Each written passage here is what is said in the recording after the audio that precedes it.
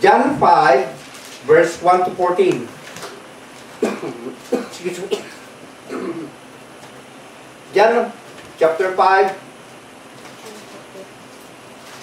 verse 1 to 14.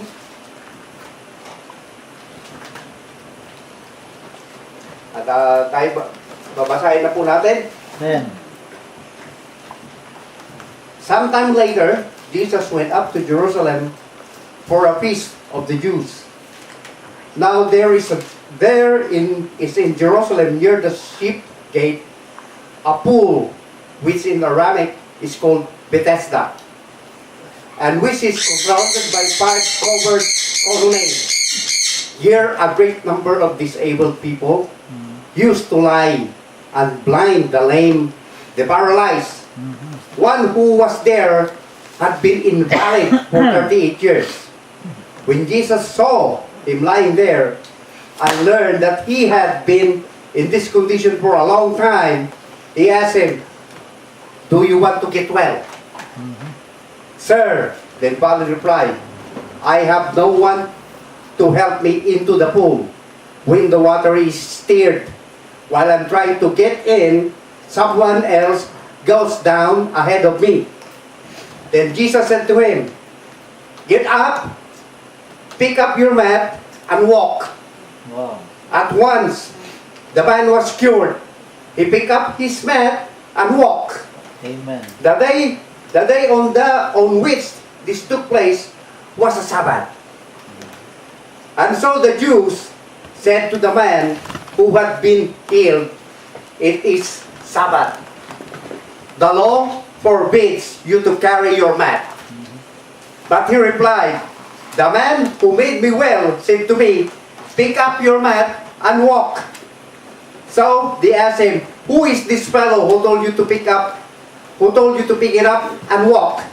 The man who was healed had no idea who it was, for Jesus had slipped away into the crowd that was there.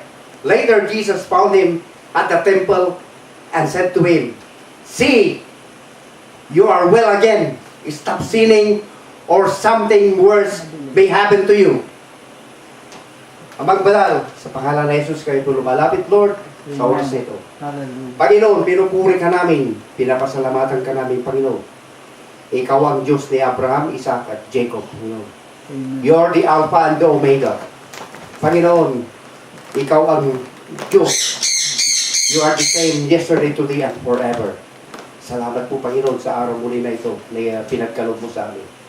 Salamat muli sa buong isang linggo mong pagpatnubay sa amin, Panginoon. Maraming salamat, Lord, sa guidance mo, gabay mo at mga blessings na ginawas mo sa amin. Salamat po sa buhay ng basa sa amin. At ganoon din, Lord, sa lahat na makikinig sa mensahe ito.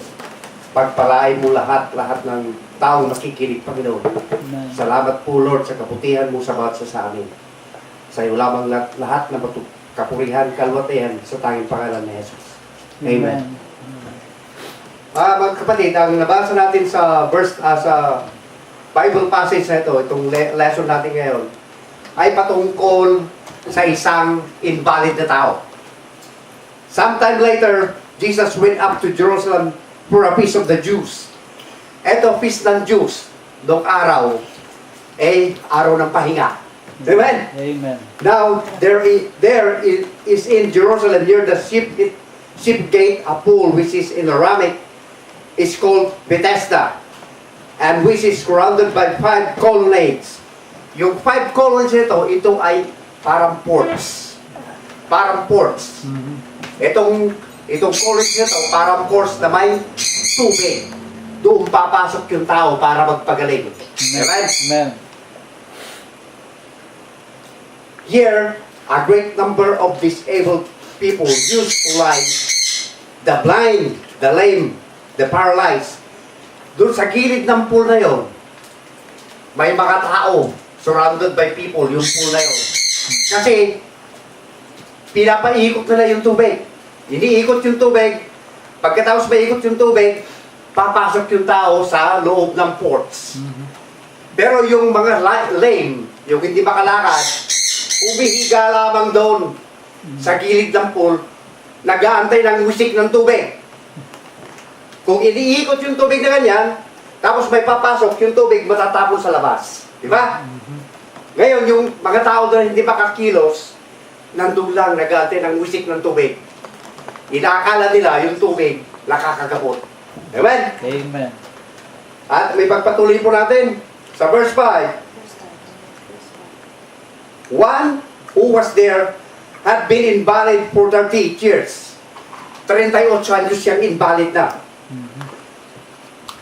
Sa verse 5, sa verse 6, when Jesus saw him lying there and learned that he had been in this condition for a long time, he asked him, "Do you want to get well?" Ito ang tanong ni Jesus. Do you want to get well? Si Jesus noon, nandun nanunood. Amen? Amen. Nanunood. Nanunood si Jesus, tinitingnan niya mga tao. Sabi ng tao sa verse 7, "Sir," the invalid replied, "I have no one to help me into the pool. When the water is stirred," iniikot, "while I am trying to get in, someone else has done ahead of me." Mayroon na nauna ulit sa akin, sabi ng tao. Nung maiikot yung tubig, gusto niyang pumasok sa loob ng ports, pero may nauna sa kanya. Kasi hindi siya makakilos. Amen? Amen. Sa verse 8, then Jesus said to him, "Get up, pick up your mat, and walk." At once, the man was cured. He picked up his mat and walked. Ito lang ang tanong ng Diyos sa iyo at sa akin. Do you want to get well? Amen. Amen. Hallelujah. Excuse me. Yan lang ang simpleng tanong ni Jesus. Do you want to get well? Amen? Amen. Maski wala kang sakit, do you want to get well? Then Jesus said to the man, "Get up, pick up your mat and walk." Sa verse 5, gusto kong pagdiinan ng verse 5, the healing of impotent man. Sabi dito sa verse 5, one who was there have been invalid for 38 years. 38 anyos na invalid, hindi siya makakilos. The healing of impotent man contrasts the quickening power of Christ with the powerless of law. Kasi Sabbath day. Sa Sabbath day, bawal magpagaling. Yan ang batas ng tao, ang Jewish. Sir, the invalid replied, "I have no one to help me into the pool. When the water is stirred, while I'm trying to get in, someone else goes down ahead of me." Gusto kong magpunta, pero nauunahan ako lagi. Kasi hindi siya makakilos. Sa verse 6, sabi dito, when Jesus saw him lying there, he learned that he had been in condition for a long time. He asked him, "Do you want to get well?" Ito ang tanong ng Diyos sa iyo at sa akin.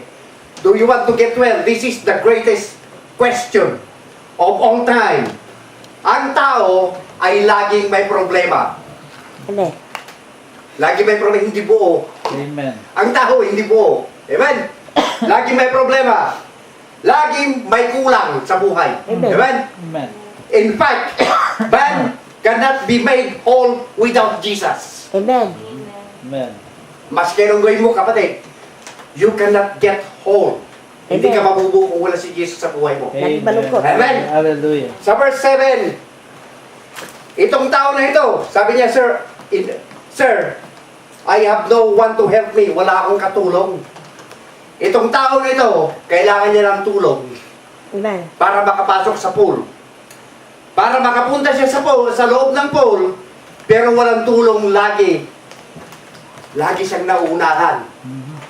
He was nothing but, anong nasa loob niya, kung ikaw yun, you are disappointed. Disappointed.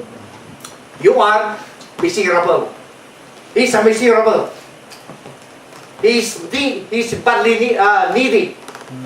He needs somebody else. And helpless. Helpless.